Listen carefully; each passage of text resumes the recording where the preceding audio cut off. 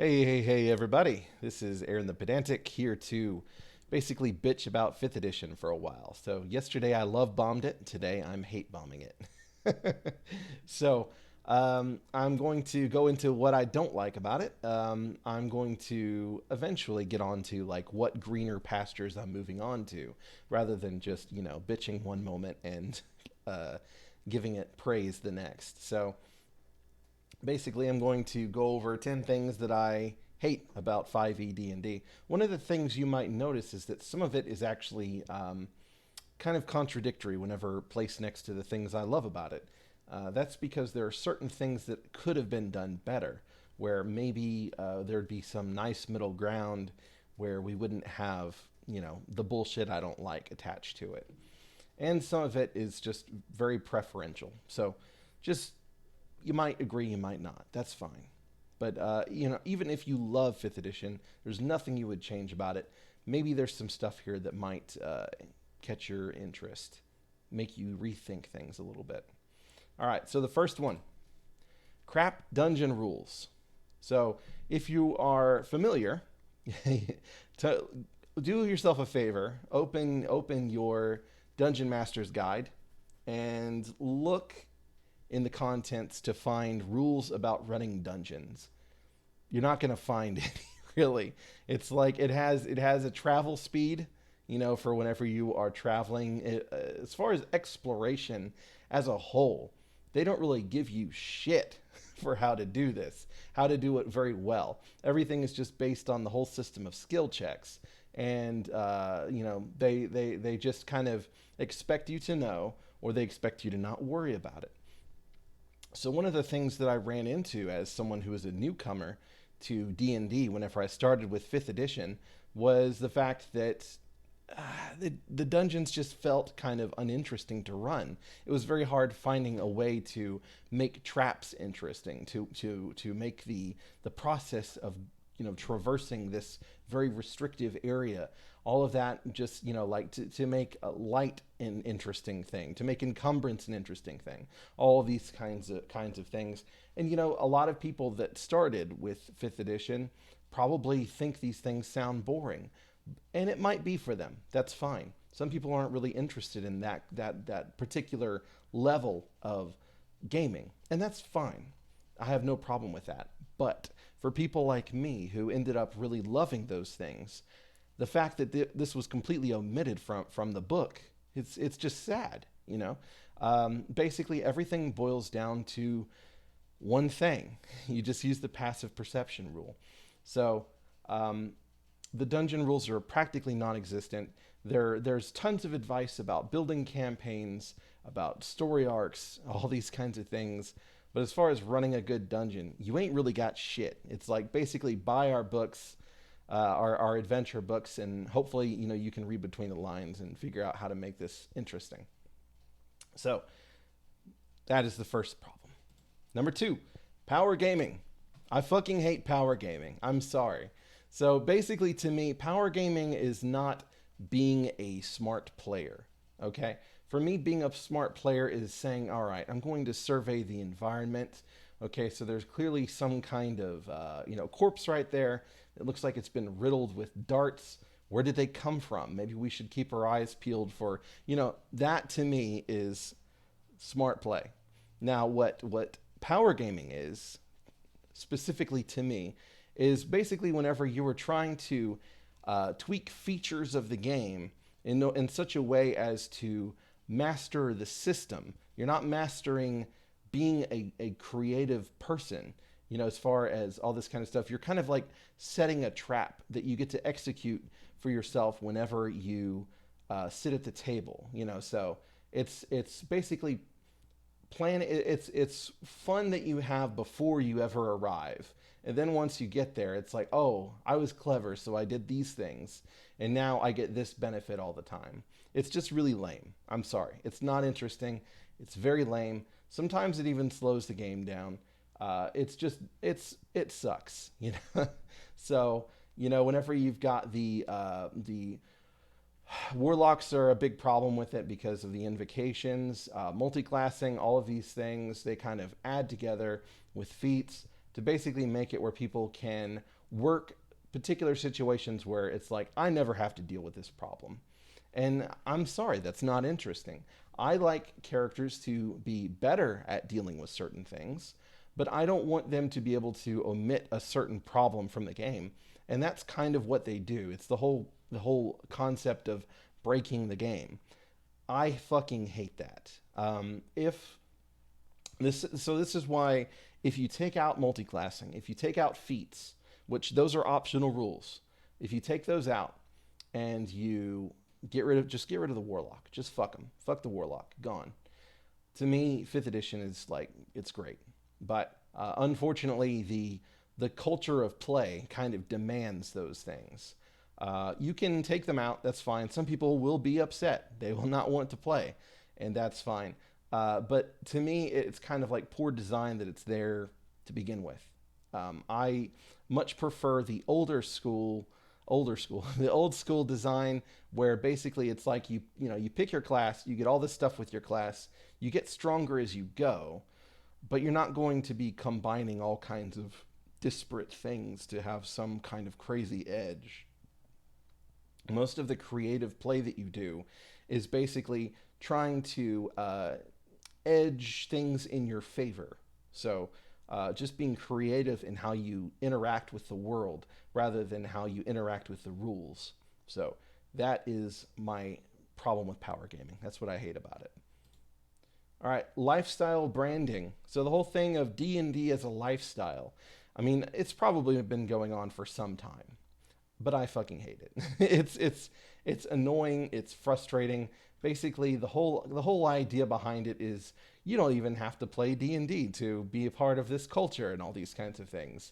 And it feels so corporate. Like I just fucking hate it. I love people joining the hobby and all those kinds of things. And there are certain things that like it's natural for them to want to bring people in using different avenues. For instance, the video games. That's a fantastic way to bring people into the hobby. Same thing with the books, all that kind of stuff. They've been doing that for ages. There's no big deal. But now it's just like, okay, we got all these streams going, and we've got a big community, and everybody's welcome, and nobody cares if you even ever play the game. You're still a part of this whole thing, and I just bleh. All right, book design and quality. So this is it could come across the wrong way. When I say book design, I don't mean the layout necessarily. It's more the philosophy behind how they want to put the books together as far as the content. They want to sprinkle in a little bit of everything so that everybody is encouraged to buy every book, pretty much. Maybe not every book. For instance, you might not want to bother getting an adventure book because maybe all you're interested in is classes and all that kind of stuff. The adventure books being purely DM thing, that's fine. That works. My concern is more whenever you have these big sweeping campaign settings, like the Eberron books, and then people are encouraged to get them because they want the artificer subclass, and so they want to be able to read it, to reference it, and all those kinds of things, to be able to read all about, all these kinds of options to incorporate, to their character and all those things. I would rather those kinds of things just be in like additional player handbooks. Now, somebody brought an argument that is valid, that is basically saying that there are warehouses full of TSR books that they didn't sell because they did it in that exact way. And if you think back, actually, Wizards of the Coast used to do these. They would do Player Handbook 1, Player Handbook 2, DMG 1, DMG 2, that kind of thing. I feel like it's a lot more pro-consumer. I feel like if I want to get a book for this purpose, I want it to be for that purpose. I don't want to have to get a book that like maybe does like 1/10 of my purpose and then the rest of it is someone else's purpose. It seems kind of greedy, basically. It makes them money and that's what they want to do. I understand that. But that doesn't mean that I enjoy the practice or that I want to support it. All right, so number 5 is the art style. So again, this is extremely preferential. And there's kind of a reflection here of some other things that I'm not a big fan of. All right, so I guess for comparison's sake, I'll start off by showing the new stuff. So this is the Player's Handbook uh, cover image. All right, so it is basically this sorceress or wizard, basically, fighting this giant. And when I say giant, I mean that very, very literally. And there, you see that they're kind of like swept up in what looks like maybe the abyss or the plane of fire or something. Obviously, this is a very highly fantastical realm right here, right? It is intense, and it's neat. The color palette is very fresh. There's tons of detail. It's from a technical standpoint very good, and I will never debate that. There are some people that say that it's kind of lifeless and all that kind of stuff. I'm not really going to go into all that. I don't really find that to have a lot of merit or anything like that. It's mostly the theme I have problems with. So we'll take that and then compare that to this. So this is a classic Larry Elmore piece from the basic D&D set. This was, I believe, on the Player's Handbook.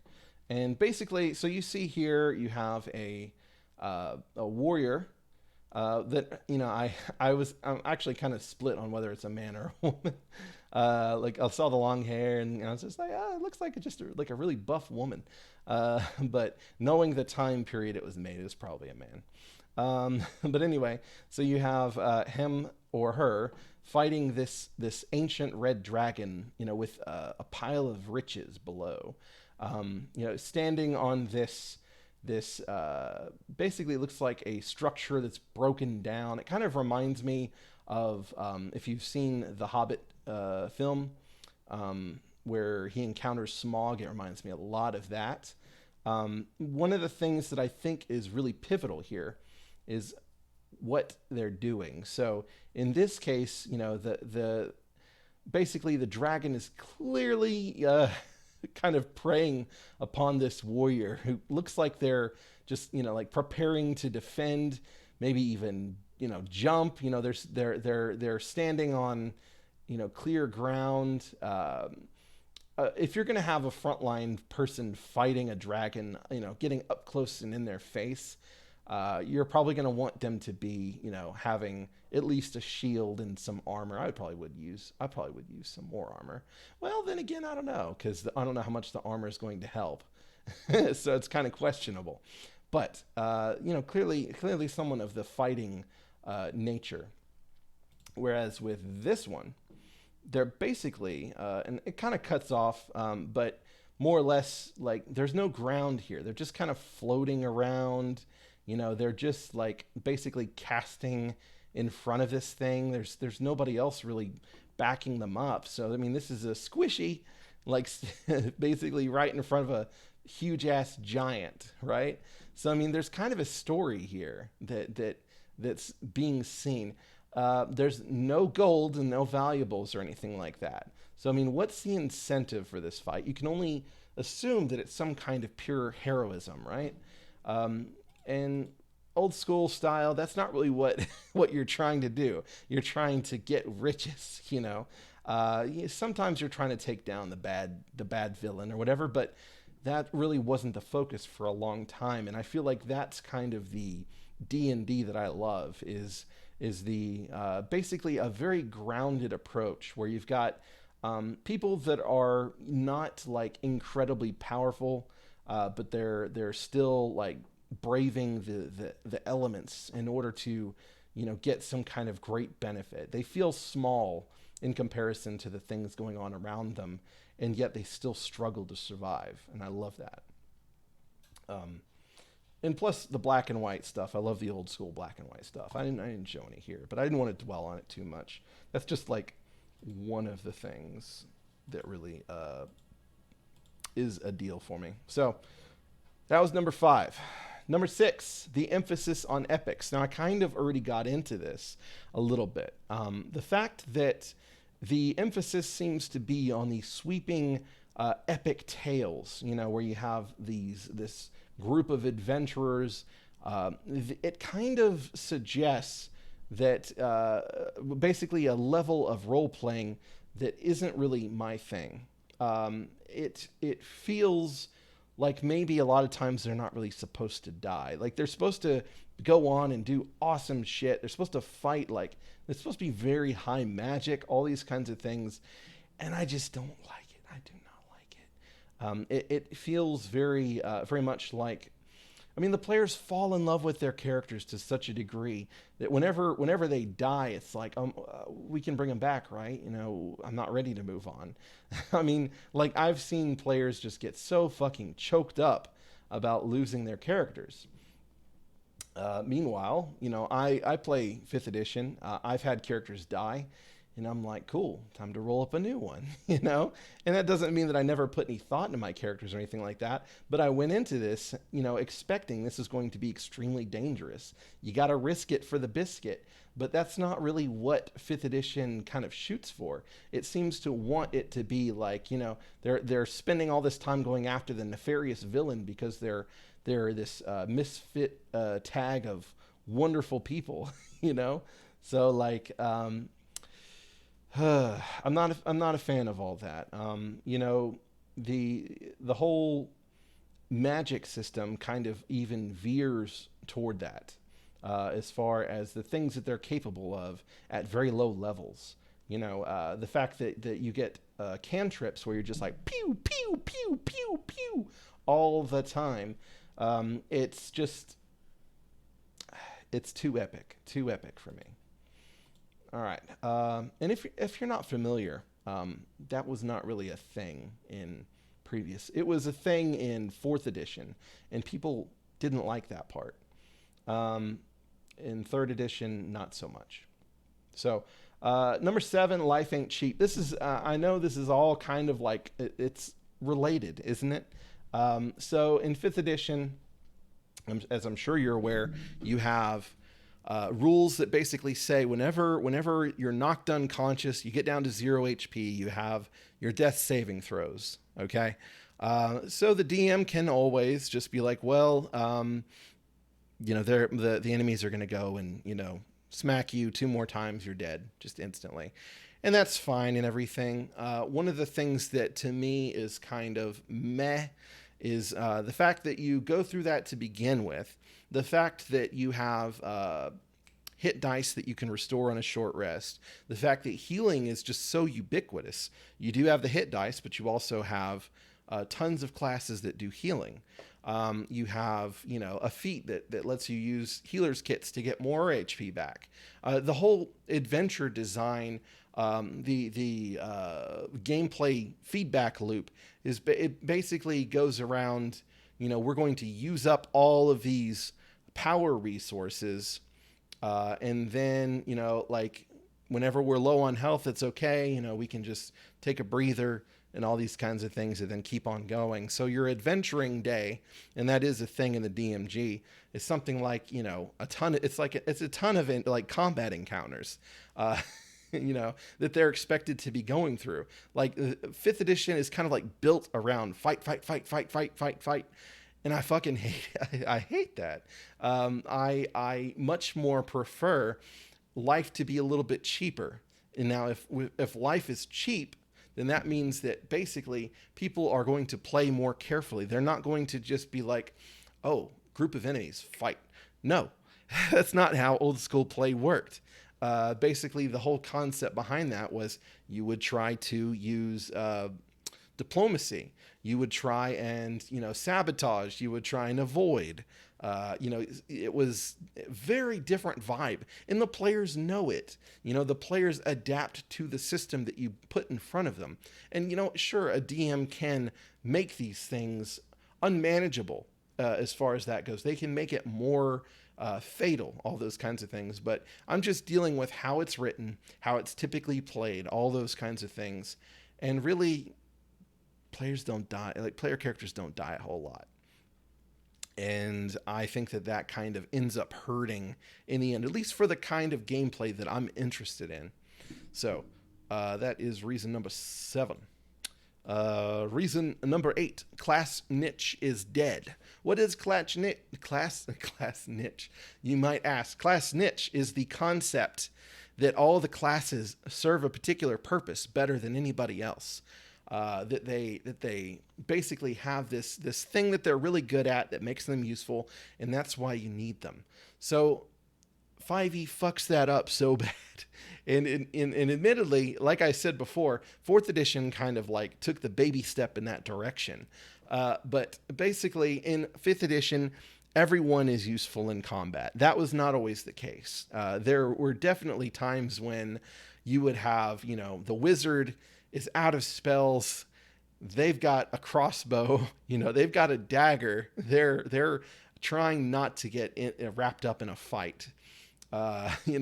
Same thing with the thief. The thief is not this big damaging person who's going to get up in melee and fight. Like, not everybody is doing all this, and it's kind of silly for you to expect for them to be able to. It's kind of like the Avengers complex, where you have all these awesome heroes dropping in. They're all really awesome at stuff, and they're awesome in different ways, and some are a little bit better than others, but they're all awesome, and everybody's awesome all the time. I don't fucking like that. It's not really interesting. It doesn't really explore the real, like, cooperative elements that are possible whenever you have very disparate classes. You have so many classes that can heal that the cleric is fucking useless practically. I mean, they're not useless. They have a lot of really awesome spells. And then they also have, channel divinity, and that can be really cool. But for the most part, you don't really need a cleric in this edition. And I think that that's kind of a loss. You could very much just have a bard that heals. You can have a ranger that covers for your healing. You can have a warlock that's the celestial pact. You can have a sorcerer that is a divine sorcerer that does the healing. It's just it's fucking everywhere. The druid will take care of your healing. Don't worry about it. The feat will take care of your healing. Just resting for a night will take care of your healing. Don't fucking worry about it, So, I mean, there's all of that. There's the fact that proficiency, expertise, and all those things kind of build into a situation where you can have a rogue that is better with arcana than your fucking wizard that dedicated their entire life to understanding magic. You can have a bard that is more gifted with survival than your fucking ranger who basically lives out in the wilderness all the time. It's just stupid. I'm sorry. I fucking hate that about this system. There's no way around it. That is, to me, one of the most uninspiring things about it. Basically it's just, what flavor of awesome do I want to make? And like, what do I want to be a little bit better than everybody else at? And, I just don't appreciate that. All right. Forgotten Realms. Fuck Forgotten Realms. Forgotten Realms is just kitchen sink garbage. They're just throwing in everything they've accumulated over the years. It feels generic. It feels uninteresting. I read the Drizzt novels. What makes the Drizzt novels interesting? The drama. It's not Forgotten Realms. I'm sorry. Forgotten Realms is just not that interesting. It's this high magic bullshit. It's and I don't like Forgotten Realms. The fact that the game is kind of built around the assumption that, like, Forgotten Realms is kind of the setting is just kind of shit to me. They could have, I much more would have appreciated for them to start at kind of like a lower standpoint, to say, okay, we're going to build the game around the idea that there's not a whole lot of magic, but then whenever you get up to your higher tiers, that's when everything really opens up. And then, they could spend the entire fucking cycle being like, well, these are adventures for tier 3 because that's whenever your magic is crazy and all that kind of shit. And you know what? I would have been happy. I would have probably been like, 5th edition's fucking awesome because I can do my low level dungeon shit, and I can do like levels 1 to 8 or whatever, and they're perfectly my style. And then I don't have this bullshit where people are slinging spells left and right, just pew pew pew pew pew pew pew all day long. They're never dying and all these kinds of things. Everybody could be happy, but no, they built it around this whole concept of high magic, high fantasy, everything's together. Just throw it all in a pot. We're going to build up all this lore. I don't like Forgotten Realms. I have never used it after, looking into it, seeing what the lore is. It's just not that interesting to me. I take little pieces here and there, like the whole idea of like the drow culture. That's interesting. I took that. But most of it is just kind of like meh garbage. And the fact that there are some people that they want to use the thing in its entirety, and they're basically like Forgotten Realms scholars, I don't really care for it. They can do what they want. I don't have a problem with that, but I'm just saying it's not for me. All right, number 10, the community. So I'm actually in the midst of writing something that's basically saying the D&D community, scare quotes, needs to die. So the whole concept of this community is something that I have a big problem with. Not so much in its probably the intention behind the inception, most likely, because the whole idea is, we want to make people feel welcome and all those kinds of things. I love that. I want people to feel welcome in the hobby. But one of the things that's become very endemic is this notion that we need to police the community. We need to purge certain people that have certain bad opinions. And it's basically become like this, it's become a torch mob. Basically it's a torch mob that's just constantly trying to toss people out of the gates that they think are, bad for the community because of one thing they said that, is hurtful to somebody else and all these kinds of things. And you know what you should do is you should say, listen, I disagree with what you're saying. Let's try and have a discussion. We can figure out, where you came to that realization. And you know what? People have done that with me, and it has fucking helped. It really has. Like a lot of things that I used to be very stringently against, I'm all like, oh, okay, that makes sense. That goes for representation. That goes with the wheelchair thing. That goes with all kinds of shit. Like there's so much shit out there that, originally I might have had a bad take, but somebody talked to me about it like a fucking human. And I was like, oh, maybe I'm wrong about this. And you know what? Life would be better that way. Instead, what you have are people that want to basically excommunicate you from the fucking industry, from, discussion, all these things. Blockchains, you've got people that will just mob your fucking, account with all kinds of things. They'll try and get you fired from your job. They will basically follow you around, and anybody that says anything positive about you and be like, did you know that they're actually a bad person?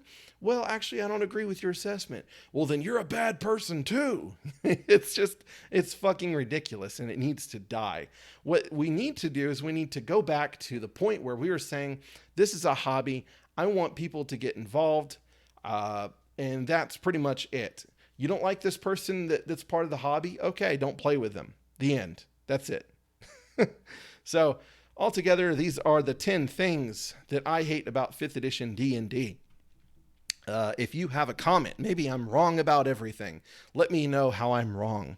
If you have, maybe you like the video, give it a like, subscribe. I plan on doing more videos in the near future. So just pay attention. Maybe you'll find something that you like. That I can impart upon you. I do a lot of impressions videos on RPG adventures, especially old school ones, and various systems. So maybe you'll find a system that you're interested in.